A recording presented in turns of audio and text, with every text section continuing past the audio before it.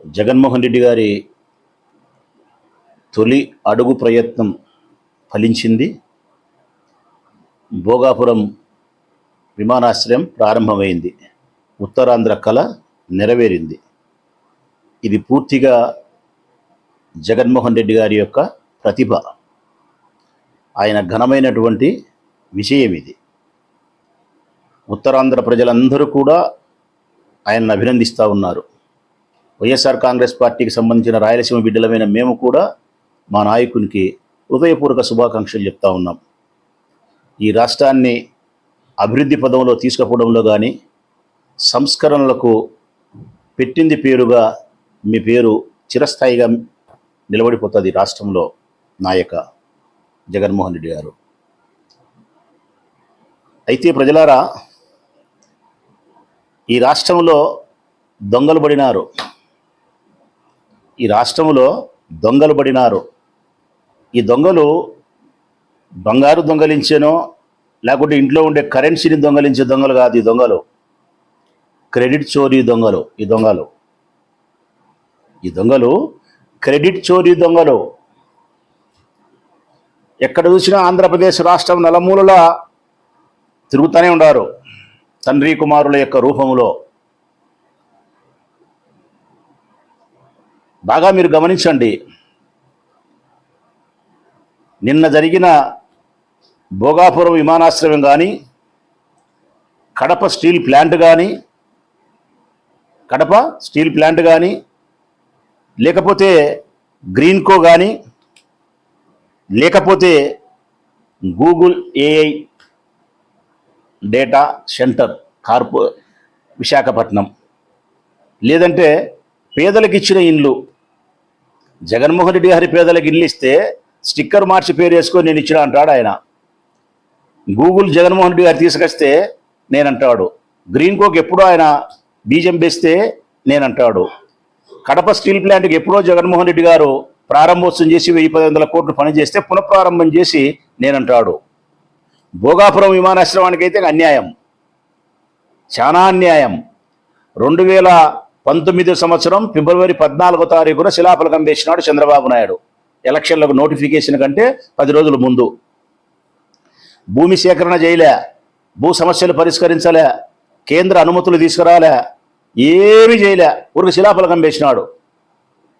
ఎన్నికల్లో ఓడిపోయినాడు. జగన్మోహన్ రెడ్డి గారు 2019లో గెలిచినారు.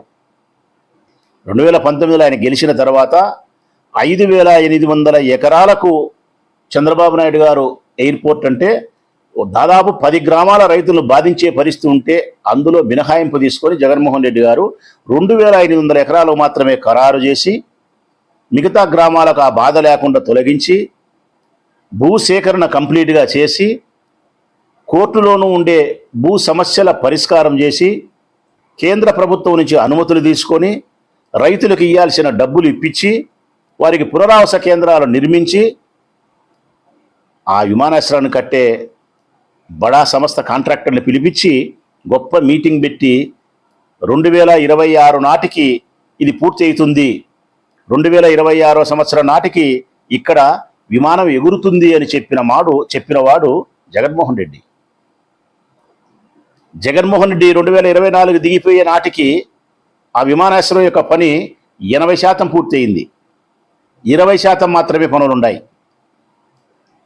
20% పనులు యథావిధిగా, అంటే తెల్లవారితే మనం ఏ విధంగా కాలకృత్యాలు తీర్చుకుంటామో, సూర్యుడు ఉదయిస్తాడు కాలకృత్యాలు తీర్చుకుంటాము, అస్తమిస్తాడు ఏ విధంగా ఉందో అట్లా ఆ విమానాశ్రయం పనులు 20% రొటీన్గా జరిగితే ఈరోజు నీ అల్లరి, నీ క్రెడిట్ చోరీ అంతా ఇంతనా?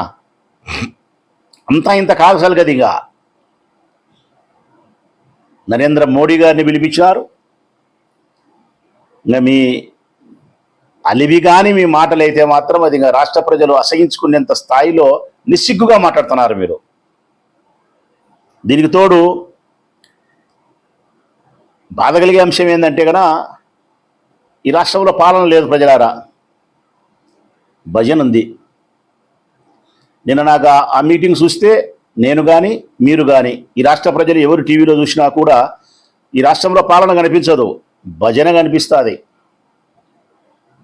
నరేంద్ర మోడీకి చెరొక వైపున ఉండి భజన చేస్తున్నారు. చెరొక వైపున ఒకవైపు పవన్ కళ్యాణ్, ఒకవైపు నారా చంద్రబాబు నాయుడు గారు. ఆ భజన ఏ స్థాయిలో ఉందంటే పోటీ పడుతున్నారు ఇద్దరు అసాధ్యులే, ఒకరి మించిన వాళ్ళు ఒకరు. నీకంటే నేను ఎక్కువ పోగొడతానే ఒకడంటే, ఆహా నీకంటే నేను మరింత ఎక్కువ పోగొడతానే మరొకడంటే. ఎంత భజన చేస్తున్నారంటే ఆ భజన చూస్తే నిన్న నాకు అనిపించింది, ప్రజలారా, ఎప్పుడో చాలా సంవత్సరాల కింద చూసిన సినిమా గుర్తొచ్చింది నాకు. ముత్యాల ముగ్గు అనే సినిమా, పాతది, చాలామంది చూసింటారు. చాలా సూపర్ హిట్ ఫిలిం అది. నేను చాలాసార్లు చూసిన ఆ సినిమా. రాఘగోపాలరావు గారి యాక్షన్ అద్భుతం, కథ చాలా బాగా ఉంది. ఈ రాష్ట్రంలో అందరికీ నచ్చింటుంది ఆ సినిమా. అందులో ఒక సీన్ నాకు బాగా గుర్తొచ్చింది. నిన్న ఈ భోగాపురం విమానాశ్రమంలో మీరు చేసిన పని చూస్తే, ఎవరు పొగిడినా కూడా ఆ సినిమాలో రాఘగోపాలరావును ఇద్దరిని భజన చేసే వాళ్ళని చెరవ సైడ్ పెట్టుకుంటాడు. నువ్వు పొగుడుతానే వాడు కొడతాడు, తాళాలు కొడతాడు, చిట్పట్ చిట్పట్ చిట్పట్ అని. అంటే ఇది భజన అని, ఇంకా సాలి అని, పొగడొద్దు అని చెప్పి.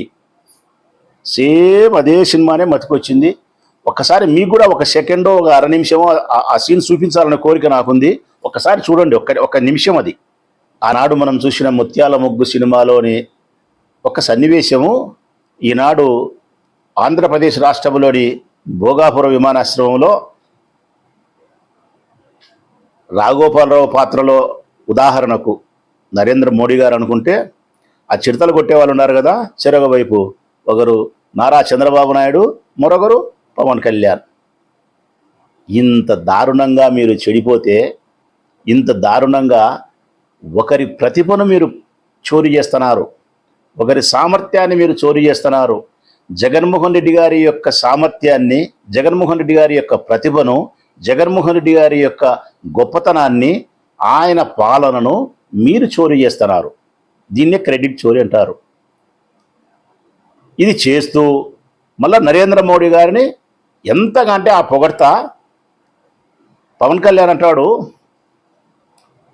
జంతర్ మంతర్ దగ్గర నరేంద్ర మోడీ గారిని విద్యార్థులైనటువంటి నీట్ పరీక్ష రాసిన యువత ఎవరైతే ఉన్నారో వాళ్ళు కానీ మిగతా యువత దుర్భాషలు ఆడితే కన్నీళ్ళు వచ్చినాయంట, గుండె తరక్కుపోయిందంట, హృదయం కలిసివేసిందంట ఆయనకు నరేంద్ర మోడీని మాట్లాడితే. మేము అడుగుతా ఉన్నాం, లేకుంటే పిల్లలు అడుగుతూ ఉన్నారు, నీట్ పరీక్షను లీక్ చేసి వారి భవిష్యత్తును అంధకారం చేస్తే న్యాయం అడగడానికి రోడ్డెక్కిన యువత ఆక్రందనలు మీకు వినిపించలేదా? న్యాయం కోసం వాళ్ళు ప్రశ్నించినప్పుడు మీకు కన్నీళ్లు రాలేదా? నరేంద్ర మోడీ గారిని దూషించినప్పుడు మాత్రం కన్నీళ్ళు వచ్చినాయి. యువత జీవితాలు అన్యాయం అయిపోయినప్పుడు మీకు పన్నీరు వచ్చిందా? మీకు కన్నీరు కాకుండా పన్నీరు వచ్చిందా? మీకు ఒక్క రోజన్నా మీరు ఆ యువత పక్షాన ఒక్క మాట మాట్లాడినారా?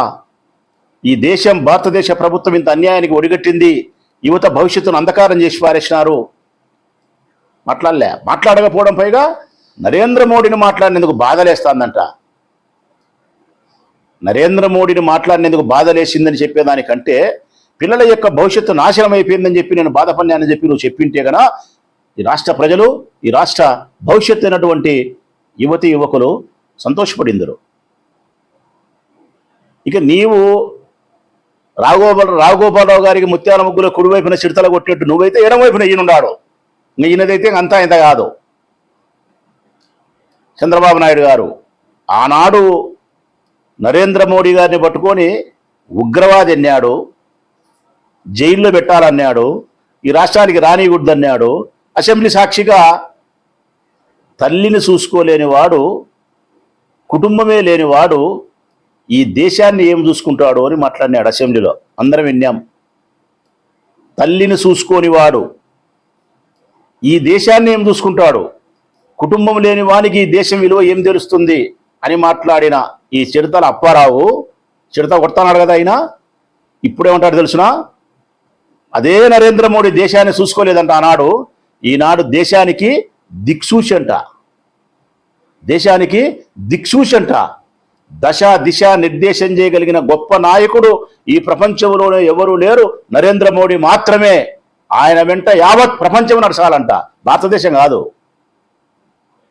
ఒరే మీ దుమ్దగల ఇదేమి భజన ఆయన స్వామి, ఇదేమి చిరుతలు కొట్టడం, ముత్యాల ముగ్గులో వాళ్ళు కూడా ఇంతగా కొట్టలే భజన. ఈ విధంగా మీరు క్రెడిట్ చోరీ చేసి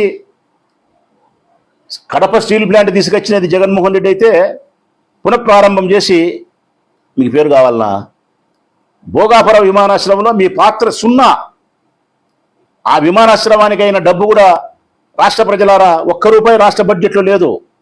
కేంద్ర నిధులు రూపాయి లేదు రాష్ట్ర బడ్జెట్లో.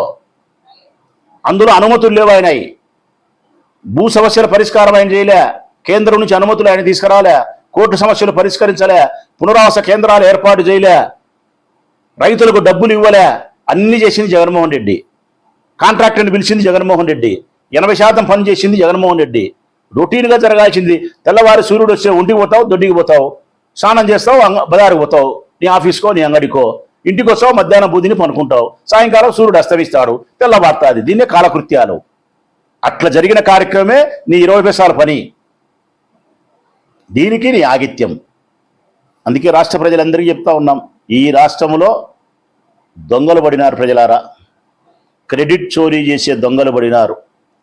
ఈ దొంగల వలన సామర్థ్యం కలిగినటువంటి, ప్రతిభ కలిగినటువంటి, ఈ రాష్ట్ర భవిష్యత్తుకు సంస్కరణలు తీసుకొచ్చేటువంటి నాయకులు జాగ్రత్తగా ఉండాల్సిన అవసరం ఉంది. ఆ నాయకుల పక్షాన మీరు ఎప్పటికప్పుడు రాష్ట్ర పరిస్థితులను గమనించాల్సిన పరిస్థితి ఉందని చెప్పి విజ్ఞప్తి చేస్తూ, మరొక్కసారైనా ఈ పవన్ కళ్యాణ్కు, ఈ నారా చంద్రబాబు నాయుడు గారికి చెప్తా ఉన్నా, దయచేసి మీరు ఆ భజన మానుకోండి స్వామి, ఆ సిడతలు కొట్టేది మానుకోండి స్వామి. చూసేదానికి అసహ్యకంగా ఉంది.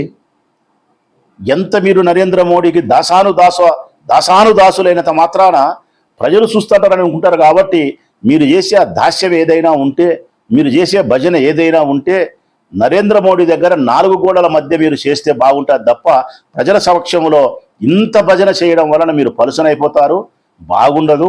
తెలుగువారి యొక్క ఆత్మగౌరవం కూడా దెబ్బతింటుంది. కాబట్టి మీ భజన కార్యక్రమాన్ని, మీ సిడతల కార్యక్రమాన్ని తగ్గించుకోమని ఈ సిడతల అప్పారావుకి ఇద్దరికి చెప్తా ఉన్నా.